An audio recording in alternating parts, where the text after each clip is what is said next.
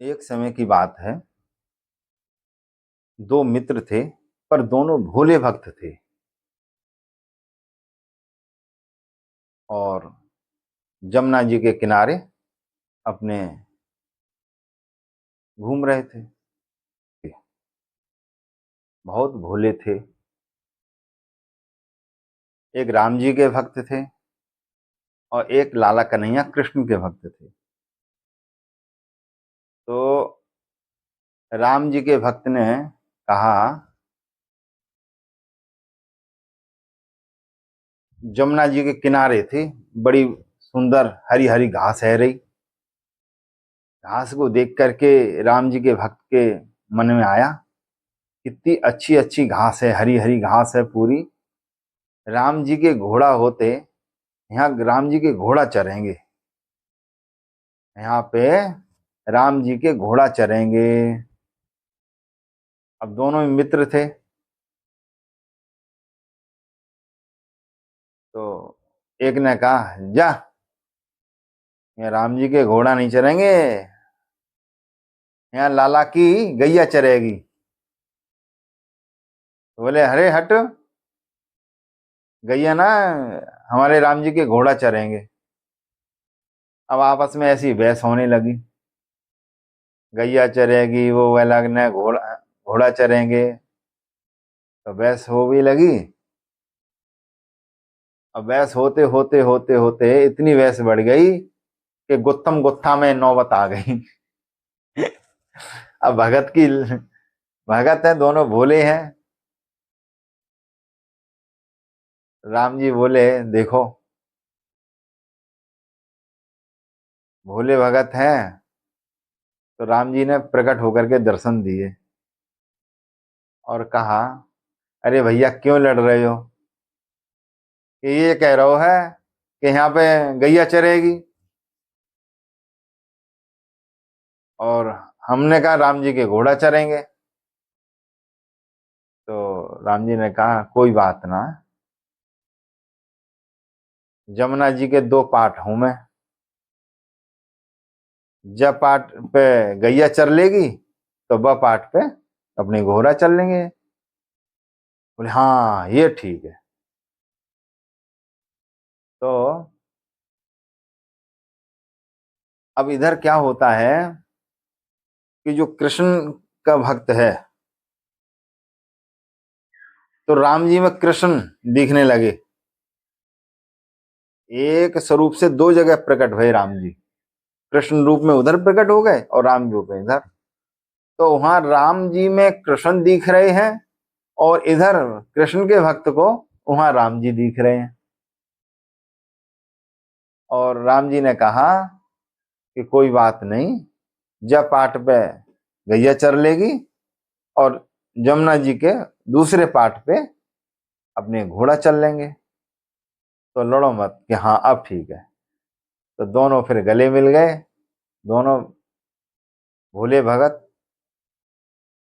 और राम जी ने दोनों को दर्शन दिए, दोनों को प्राप्ति हो गई। कहने का मतलब, कोई भी कार्य करो, उस कार्य में आप भगवान को आगे रख करके करो, ठाकुर जी को आगे लेके करो, तो आपको इसी में प्राप्ति हो जाएगी। कोई भी संसार का कार्य हो, और संसार के कार्य में भी भगवान को आगे कर दो, ठाकुर जी को आगे ले आओ। अपने अपने जो इष्ट हो, राम हो, कृष्ण हो, नारायण हो, शिव हो, अपने इष्ट को आगे लाके रखो।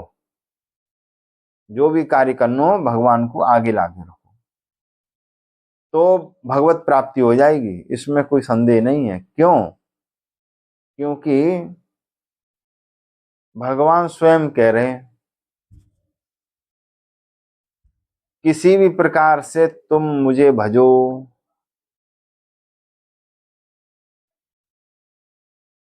किसी भी प्रकार से तुम मुझे भजो, मेरा चिंतन करो, मेरा स्मरण करो।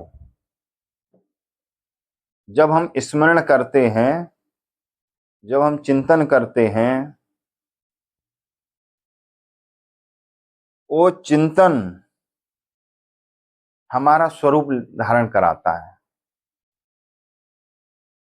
जैसे हम संसार का चिंतन करेंगे तो संसार का रूप धारण होगा, अंतःकरण में संसार बस जाएगा। और जब हम ठाकुर जी का चिंतन करेंगे तो वो ठाकुर जी हमारे अंतःकरण में बस जाएंगे। इसमें आपको संसार चाहना है, अगर आपको संसार चाहिए तो दुख का चिंतन, मतलब संसार का चिंतन करो, संसार मिलेगा, दुख मिलेगा। संसार का चिंतन करोगे तो दुख मिलेगा ही मिलेगा। और अगर ठाकुर जी का चिंतन करोगे तो सुख मिलेगा ही मिलेगा। तो अगर आपको दुख चाहिए तो संसार को खूब चिंतन करो, और अगर सुख चाहिए तो ठाकुर जी का चिंतन करो। अब चिंतन कैसे भी बन जाए, जैसे ये दोनों भोले भक्त थे, इनके हरी हरी घास देख करके ठाकुर जी का चिंतन बन गया कि भैया हमारे लाला की तो यहाँ गैया चर लेंगी। और एक भगत बोले ना, हमारे राम जी के घोड़ा चर लेंगे यहाँ। तो ठाकुर जी के नाते आप जो चिंतन करोगे तो आपको ठाकुर जी की प्राप्ति होगी। और अगर आपने यही चिंतन करिए होते, अरे हमारे पशु चर लेंगे, अरे ये चल लेंगे, तो संसार की बात है आती। ठाकुर जी को आगे ले आए तो भगवत प्राप्ति हो गई। ठाकुर जी को पीछे कर दिए, विस्मृत कर दिए, तो संसार की प्राप्ति के मतलब कभी भी जन्म मृत्यु से छुटकारा प्राप्त नहीं होगा।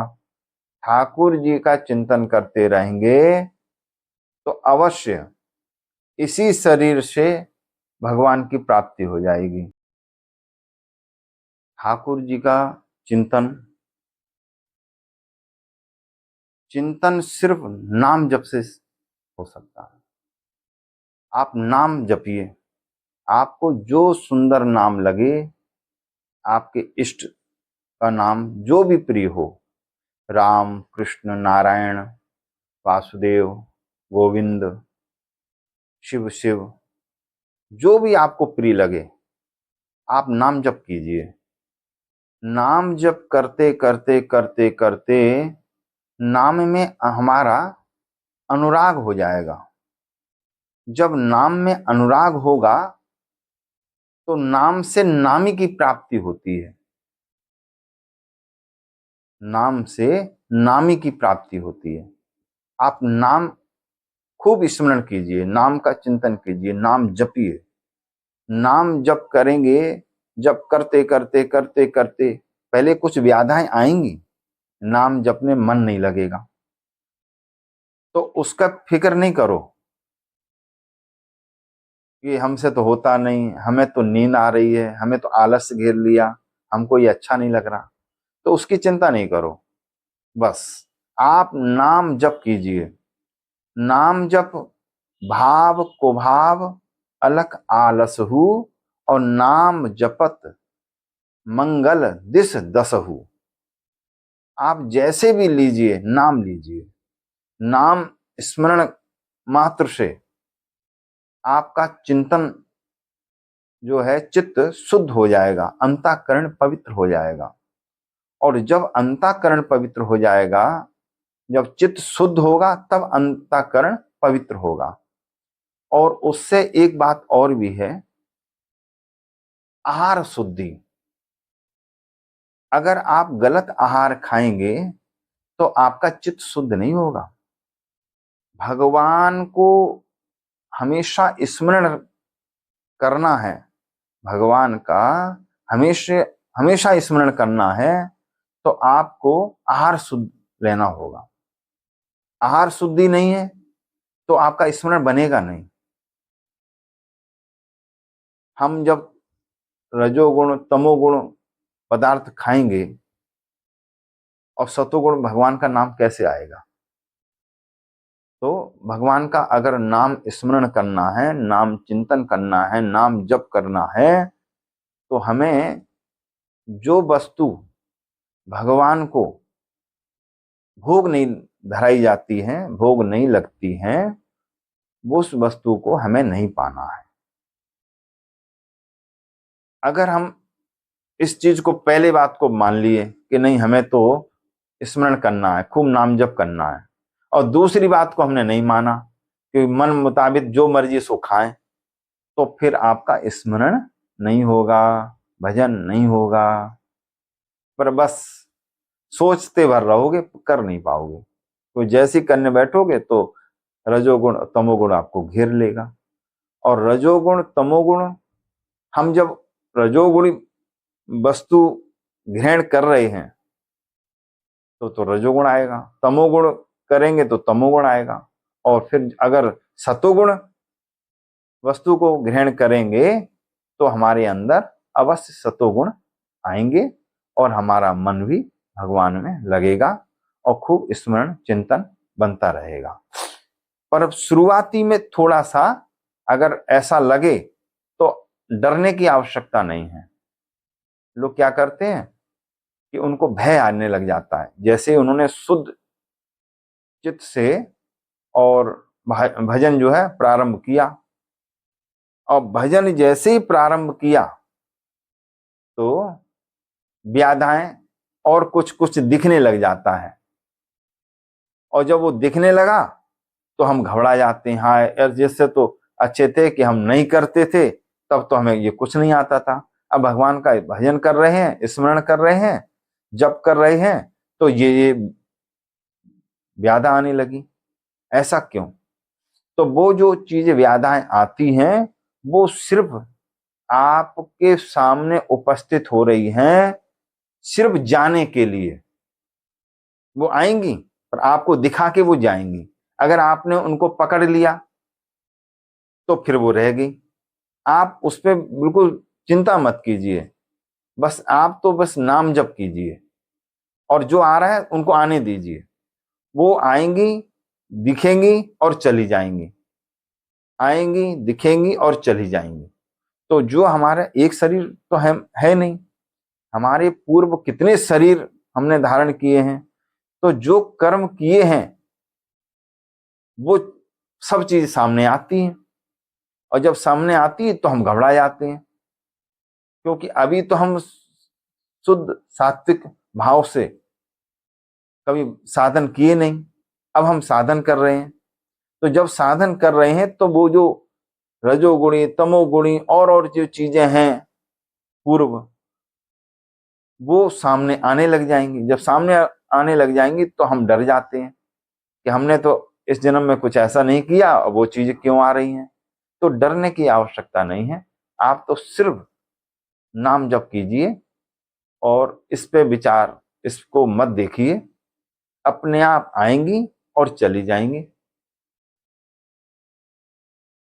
और जब लास्ट में पूरा खाली हो जाएगा तो एकदम मन स्थिर हो जाएगा, और फिर मन ही लगेगा, क्योंकि मन का ठौर भगवान के चरण के सिवा कुछ है ही, जगह है ही नहीं। एक संत से हमने सुना था, वो महाराज जी कहते थे इस बात को,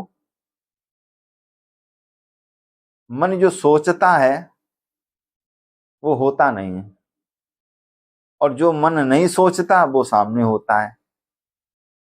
मन जो सोचता है वो होता नहीं है, और जो नहीं होता है वो सामने होता है। जो नहीं सोचता वो सामने होता है।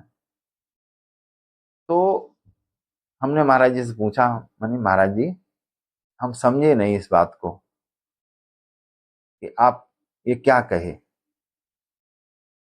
तो महाराज जी कहते, हमारे एक जन्म तो हुए नहीं है, जो हम इस जन्म में सोच रहे हैं, तो हम जब शुभ कार्य करने लग जाते हैं किसी की प्रेरणा से, तो हमारे पूर्व कृत जो कार्य है वो सामने आने लग जाते हैं। जब सामने आने लग जाते हैं तो हम घबरा जाते हैं और इस जो शुभ कार्य में लगे हैं इसको छोड़ देते हैं डर के मारे। पर इसमें डरने की बात नहीं है, इसमें प्रसन्नता की ये बात है कि कम से कम इस मानव शरीर पा करके इस जन्म में तो हमें सुध आई, और संतों की कृपा से आप संतों पे विश्वास करके, हमारे शास्त्रों पे विश्वास करके, क्योंकि संत जो भी बोलते हैं वो शास्त्र सम्मत बोलते हैं। हमने जैसे पढ़ाई इतनी नहीं की, तो हमारे गुरुदेव तो खूब पढ़ाई किए हैं और गुरुदेव ने जो वाणी में कहा वो सार सार बात कह दी। तो अब ये बताओ, वो सार बात ग्रहण करना, गुरु जी की बात मान लेना वो अच्छा है, या हम पढ़ाई करें फिर वो समझें तब हम लगे वो अच्छा है? भाई हमने नहीं मालूम है और गुरुदेव ने सार सार वस्तु बता दी कि बेटा ऐसे ऐसे चलो, तो हमें उस बात को मान लेना बहुत अच्छा रहेगा। क्यों? हमारा समय बच गया, ज्यादा समय तक हम उस कार्य में लग सकेंगे गुरु जी की बात मान करके। और अगर हमने उनकी बात नहीं मानी और हम फिर लगे, पहले हमने पढ़ाई की फिर अपने से समझे और समझने के बाद फिर लगे, तो हमारा आधा जीवन तो वैसे चला गया और आधा चला जाएगा उसमें, और फिर हमें नया जन्म अब पता नहीं मिले ना मिले। तो शास्त्र जो है, शास्त्र में जो लिखा है, हमारे संतों के, हमारे पूज्य गुरुदेव के जो श्रीमुख से जो शब्द निकले भई हैं वो शास्त्र सम्मत हैं, और उनको मान लेना हमारे लिए हमारा कल्याण का मार्ग है। उनको ज्यों के त्यों मान लेना चाहिए और फिर उस पर चलना चाहिए, प्राप्ति हो जाएगी इसी शरीर से। क्यों? क्योंकि स्मरण, चिंतन, हमारा चिंतन क्या है, हमारा चित्त कहाँ लगा है? हमारा चित्त अगर अध्यात्म में लगा होगा, ठाकुर में लगा होगा, तो अवश्य इसी शरीर से इसी जन्म में अवश्य भगवत प्राप्ति होगी, आपका कल्याण हो जाएगा। और अगर आप संसार में लगे हुए हैं, आपका मन संसार में लगा हुआ है, तो जन्म मृत्यु से आपका छुटकारा नहीं होगा। जब तक आप ठाकुर में नहीं लगोगे तब तक छुटकारा नहीं होगा। एक नहीं, चाहे लाख जन्म ले लो। और ठाकुर जी में लग गए हैं तो अगर हमारी प्राप्ति नहीं हुई ठाकुर की और लगे हुए हैं, तो आपको पुनर्जन्म मतलब फिर मौका दिया जाएगा। क्या मौका मिलेगा? मानव शरीर प्राप्त होगा, और आप जहां भक्ति आपकी रह गई है वहां से फिर दूसरे जन्म में भक्ति स्टार्ट हो जाएगी। और जब भक्ति स्टार्ट हो जाएगी तो मान लो कि उस जन्म में भी नहीं हो पाया, तो आपको फिर तीसरा जन्म मिल जाएगा मानव का, फिर जहां छोड़े हो वहां से फिर शुरू हो जाएगी। मान के चलो अगर वहां से भी कल्याण नहीं हुआ है तो फिर चौथा जन्म मिलेगा, परंतु मिलेगा मानव का, मिलेगा मानव का, मिलेगा मानव शरीर। तो मानव शरीर जब मिलेगा तो एक जन्म नहीं, दो जन्म नहीं, तीन जन्म नहीं, चार जन्म नहीं, पर मिलता रहेगा। और 7 जन्म तक अगर मानव शरीर प्राप्त हुआ और कहीं कहीं त्रुटि रह गई तो अवश्य 8वें जन्म में तो आपको भगवत प्राप्ति होगी ही होगी।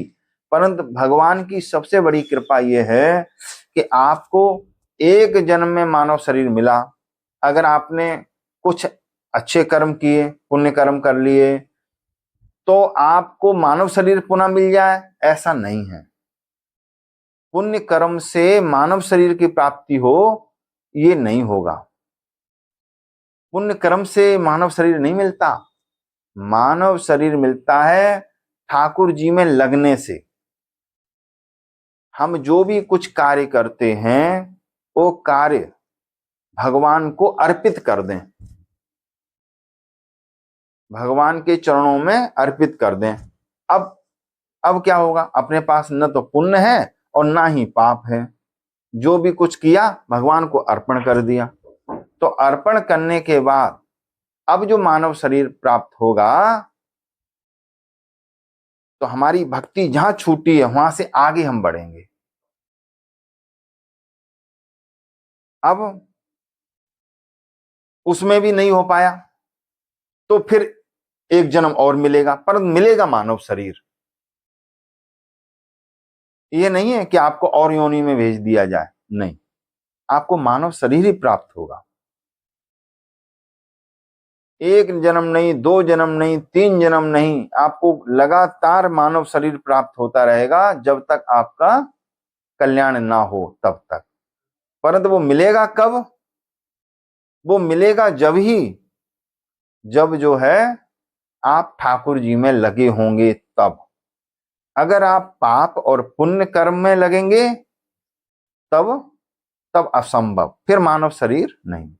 फिर पाप कर्म करेंगे तो उसका नरक प्राप्ति होगी, और पुण्य कर्म करेंगे तो स्वर्ग लोक की प्राप्ति होगी पुण्य से। और क्षीणे पुण्य मृत्यु लोकम बसंती, पुण्य क्षीण होने के बाद फिर मृत्यु लोक में आ जाएंगे। अच्छा, मृत्यु लोक में आएंगे तो क्या बनोगे? क्या मानव शरीर प्राप्त होगा? ऐसा भी नहीं कहा गया। जरूरी नहीं है कि फिर मानव शरीर मिले। क्षीणे पुण्य मृत्यु लोकम बसंती, पुण्य क्षीण होने के बाद पुनः मानव शरीर मिले, ऐसा नहीं है। हो सकता है और योनि में जाओ। परंतु अगर भगवत भजन में लगे हैं, साधन में लगे हैं, और कहीं कोई कमी आ गई, हमारा शरीर क्षय हो गया, तो पुनः फिर मानव शरीर मिलेगा। फिर जहां से भक्ति छूटी है वहां से हम आगे बढ़ेंगे। उसमें भी कल्याण अगर नहीं हुआ तो जहां से भक्ति छूटी है फिर हम आगे बढ़ेंगे। परंतु जब तक हमारा कल्याण नहीं हो जाएगा तब तक मानव शरीर मिलता रहेगा। तो ये भगवान की अतिशय कृपा, भगवान की अतिशय कृपा है। तो ऐसे ही ये दोनों भोले भक्त थे, ये दोनों भोले भक्त थे। उनके मन में आया कि भैया हमारे राम जी के तो घोड़ा चरेंगे, और एक मित्र ने कहा नहीं, यहां तो हमारे लाला कन्हैया की गैया चरेंगी। दोनों में बहस होने लगी तो राम जी को प्रकट होना पड़ा, और राम जी ने कहा कोई बात नहीं, लड़ो मत। जमुना जी के दो पाठ हैं, एक पाठ पे गैया चर लेगी तो एक पाठ पे हमारे घोड़ा चर लेंगे। तो बोले हाँ ये ठीक है। तो कहने का अभिप्राय सिर्फ इतना है, हम किसी भी प्रकार से लग जाएं साधन में, और साधन कौन सा हो? भगवत प्राप्ति का।